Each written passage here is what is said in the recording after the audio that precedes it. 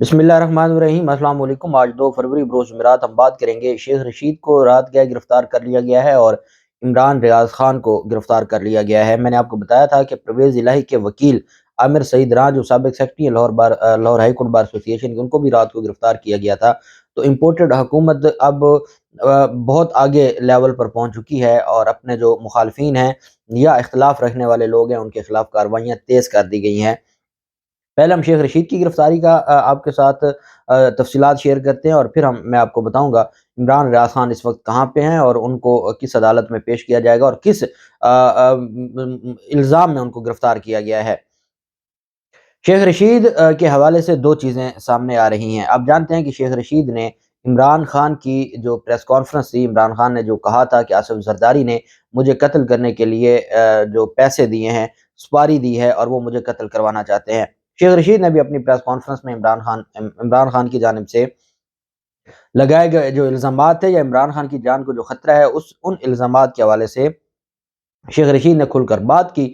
اور سیاسی لوگ ہیں ایک دوسرے کے اوپر باتیں کرتے رہتے ہیں اور آصف زرداری بھی بہت کچھ کہتے رہے ہیں، بلاول زرداری بھی بہت کچھ کہتے ہیں، شہباز شریف نواز شریف بھی بہت کچھ کہتے ہیں۔ تو سیاسی لوگ ہیں وہ ایک دوسرے کے حوالے سے بہت کچھ کہتے ہیں۔ پہلے تھا کہ آپ دیکھیں ہمارے ملک کا نظام، ایک وقت تھا کہ عدلیہ کے خلاف بات کی جاتی تھی توہین عدالت لگتی تھی، اداروں کے خلاف بات کی جاتی تھی بغاوت لگتی تھی۔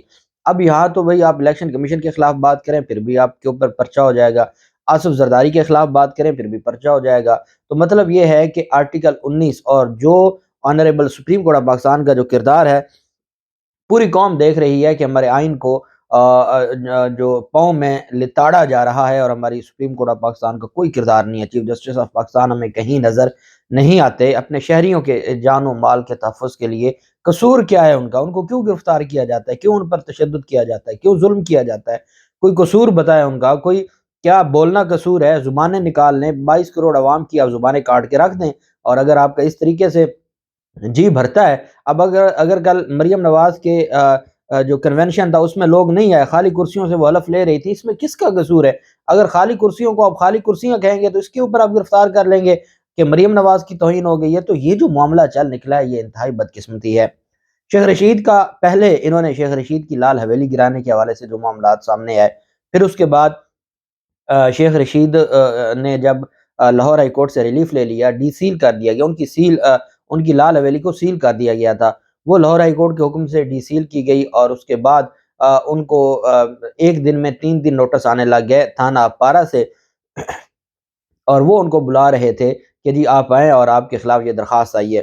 نوٹس آ رہے تھے، ان نوٹسز کو چیلنج کیا اسلام آباد ہائی کورٹ میں۔ اسلام آباد ہائی کورٹ کے جسٹس جہانگیری نے وہ جو نوٹسز تھے وہ معطل کر دیے اور 6 فروری کو ریکارڈ طلب کر لیا۔ ابھی جب میں آپ سے بات کر رہا ہوں تو میرے پاس وہ تحریری آرڈر پہنچا ہے۔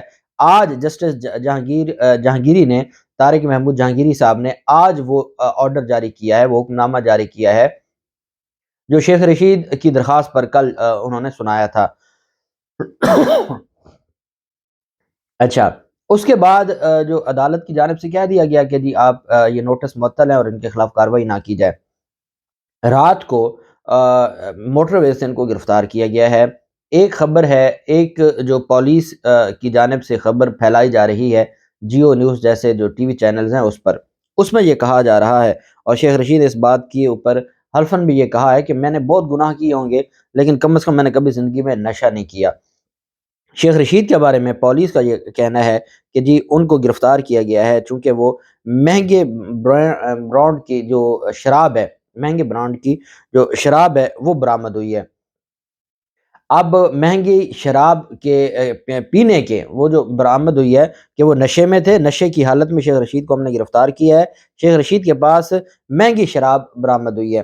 اب آپ اندازہ لگائیں، یہ ایلیگیشن ہے۔ اب معاملہ یہاں پہنچ گیا ہے۔ جو رانا ثناءاللہ کی جب بات آتی تھی تو کوئی ہیروئن پکڑی گئی، کوئی اسمگلنگ کا کوئی چیز پکڑی گئی، یہاں شراب کی بنیاد پر پہلے پرویز الہی کے 2 ملازمین کو گرفتار کیا گیا اور پھر یہاں پہ انہوں نے شیخ رشید کو گرفتار کیا۔ اور دوسرا جو الزام ہے، ایک تو یہ ہے کہ شراب کے نشے میں دھتے اور مہنگی شراب پکڑی گئی ہے، اور دوسرا جو ایلیگیشن ہے وہ یہ ہے کہ شیخ رشید کے قبضے سے M4 رائفل، کلاشنکوف اور آٹومیٹک گن بھی برآمد کی گئی ہے۔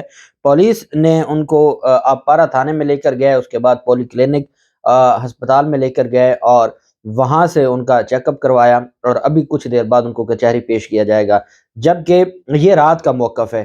صبح سویرے جو موقف سامنے آیا ہے پولیس کی جانب سے، وہ یہ ہے، جو ہمارے دوست وہاں پر پہنچے ہیں تھانے میں اور وہاں سے انہوں نے انفارمیشن لی ہے، وہ یہی ہے کہ جو آصف زرداری کو آصف زرداری پر الزام لگایا گیا تھا قتل کا، اس الزام میں ہی گرفتار کیا گیا ہے۔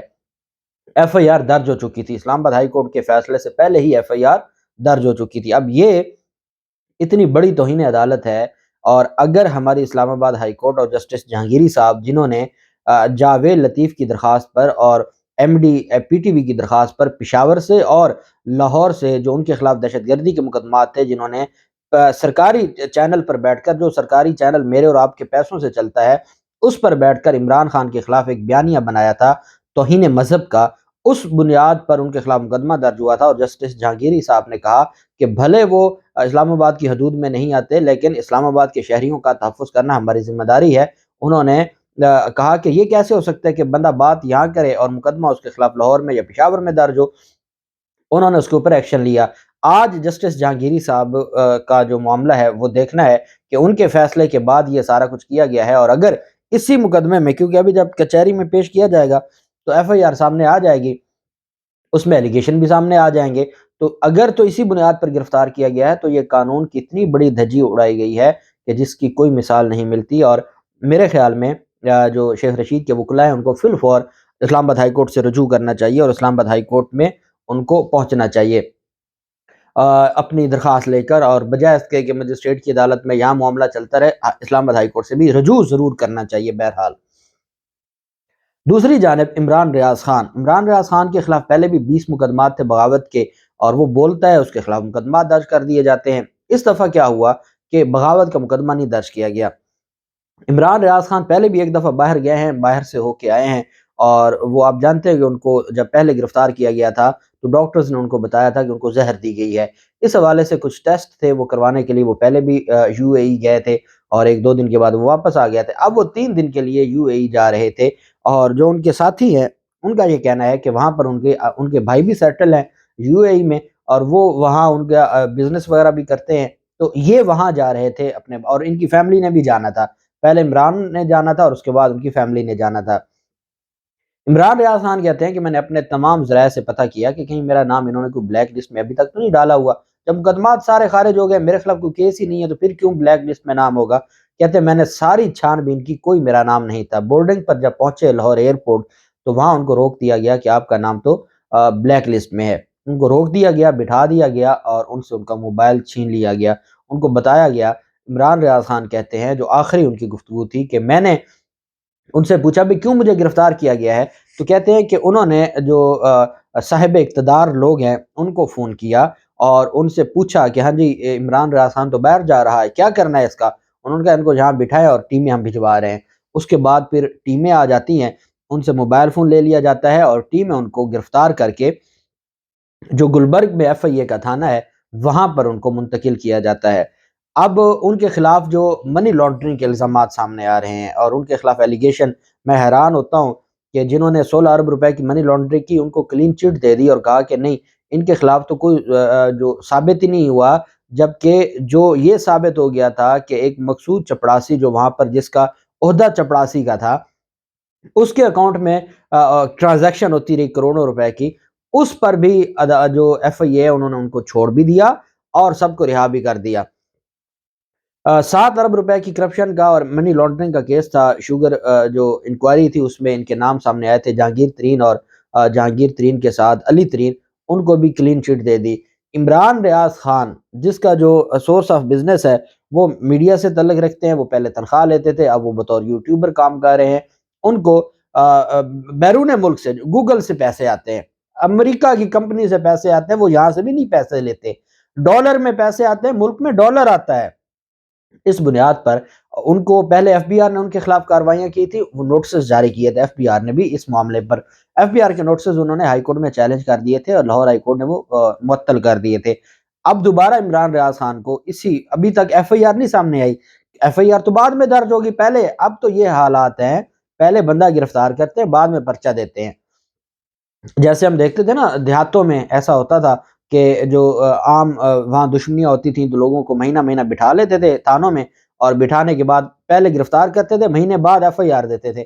یہاں بھی وہی حالات ہیں، پہلے بندہ گرفتار کرتے ہیں، ری ایکشن دیکھتے ہیں، پھر اس کے بعد ایف آئی آر دیتے ہیں۔ بہرحال چونکہ ایف آئی اے کو کچہری ضلع کچہری لاہور لگتی ہے، اور ضلع کچہری لاہور میں ان کو پیش کیا جائے گا۔ ابھی ٹائم کا نہیں پتہ، کچھ ہی دیر پتہ چل جائے گا، تو ہم آپ کو ٹویٹر کے اوپر آگاہ بھی کریں گے، اور انشاءاللہ جو آج کی سماعت ہوگی ان کو ریمانڈ کے لیے پیش کیا جائے گا۔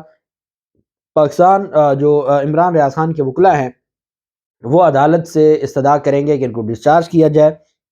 میاں علی اشفاق وکیل ہیں، ان سے میں دوبارہ یہ گزارش کروں گا کہ اگر آپ کو لگتا ہے کہ یہ معاملہ کہیں اور جا رہا ہے تو آپ کو فی الفور ریمانڈ کو تو آپ نے کنٹیسٹ کرنا ہی ہے، لیکن لاہور ہائی کورٹ میں درخواست ضرور دائر کریں اس گرفتاری کی، اور آپ اس کویشمنٹ آف ایف آئی آر کی درخواست دائر کریں کہ یہ جو ظلم ہو رہا ہے خدا کے لیے ظلم کو روکا جائے۔ اس طریقے سے آپ لوگوں کو گرفتار کریں گے، لوگوں کو آپ ان کی زبانیں بند کریں گے، یہ کوئی معاملہ نہیں ہے۔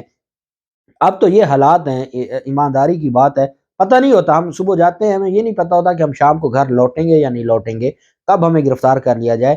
اگر آپ نے اس طریقے سے زبانیں بند کرنی ہیں، اگر آپ نے اس طریقے سے لوگوں کو چپ کروانا ہے، تو یہ چپ نہیں ہوں گے۔ جو پہلے جن کو آپ نے گرفتار کیا وہ کون سے خاموش ہو گئے ہیں، وہ اس سے زیادہ جذبے کے ساتھ اپنی بات کر رہے ہیں، کیونکہ وہ ریاست سے پیار کرتے ہیں، وہ ملک سے پیار کرتے ہیں، وہ عوام سے پیار کرتے ہیں، اور اس طرح کے جو ہتھ کنڈے ہیں اس سے کبھی نہ پہلے کسی کو روک پائے تھے، نہ اب کسی کو روک پاؤ گے۔ اللہ پاک پاکستان کا حامی و ناصر ہو۔